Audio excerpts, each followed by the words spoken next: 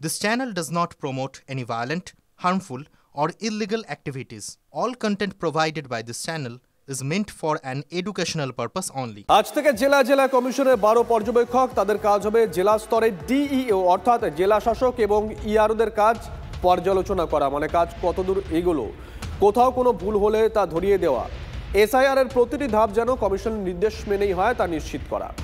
বীরভূম, পূর্ব বর্ধমান, পশ্চিম বর্ধমানের দায়িত্বে রয়েছেন স্মিতা পান্ডে, পর্যবেক্ষক তন্ময় চক্রবর্তীর দায়িত্বে রয়েছে মুর্শিদাবাদ, মালদা। রণধীর কুমার দেখবেন উত্তর 24 পরগনা, কলকাতা উত্তর, দক্ষিণ 24 পরগনা, কলকাতা দক্ষিণের দায়িত্বে সি মুরুগান। আর অর্জুন যাবেন কোচবিহার, আলিপুরদুয়ার, জলপাইগুড়িতে।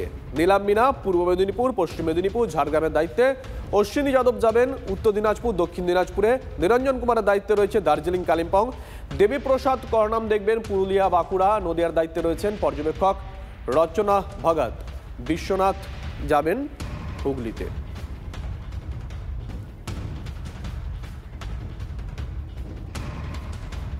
বিগ ওয়ালে ব্রেক করছি আমরা।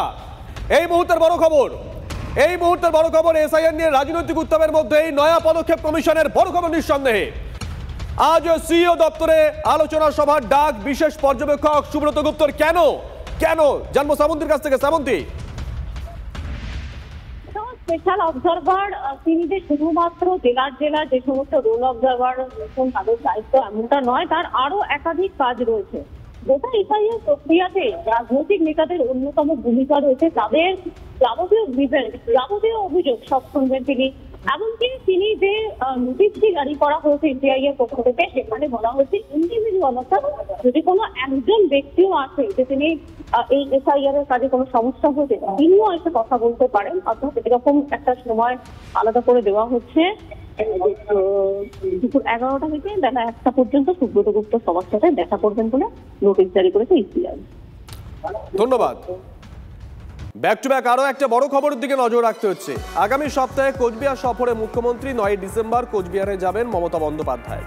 কোচবিহারের রাসমেলা ময়দানে একটি সভায় যোগ দেবেন মুখ্যমন্ত্রী। কোচবিহার সফরের আগে চলতি সপ্তাহে মালদা, মুর্শিদাবাদে যাচ্ছেন মমতা বন্দ্যোপাধ্যায়। সংখ্যালঘু অধ্যুষিত এলাকায় মিমের প্রভাব বৃদ্ধির মধ্যেই সফর মমতার। আগামী বুধবার মালদার গাজলে সভা মমতা বন্দ্যোপাধ্যায়ের। 4 ডিসেম্বর সভা করবেন বহরমপুরে। 6 ডিসেম্বর মুর্শিদাবাদে বাবরি মসজিদের ভিত্তিপ্রস্তর স্থাপন করবেন হুমায়ুন কবির। একই দিনে বহরমপুরে রাম মন্দিরের শিলান্যাস করবে বিজেপি।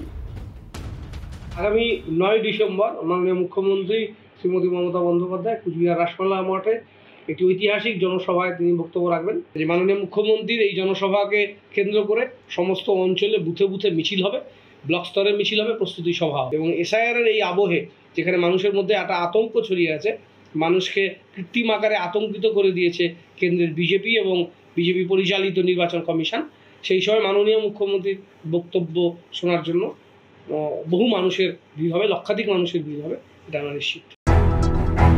আবারও এসে গেল টিভি9 বাংলা ঘরের বায়োস্কোপ অ্যাওয়ার্ড। সেরা বাছাইয়ে শামিল আপনিও। আপনার পছন্দের সেরা নন ফিকশন শো কোনটি? পুজোর সবচেয়ে বড় জলসা 2024 স্টার জলসা, দিদি নাম্বার 1 জি বাংলা, রণংদেহী স্টার জলসা, সারেগামাপা জি বাংলা। tv9bangla.com/ঘরের বায়োস্কোপ সাইটে গিয়ে ভোট দিন আপনার পছন্দের সেরা নন ফিকশন শোকে। টিভি9 বাংলা ঘরের বায়োস্কোপ অ্যাওয়ার্ডস আসছে টিভি9 বাংলায়।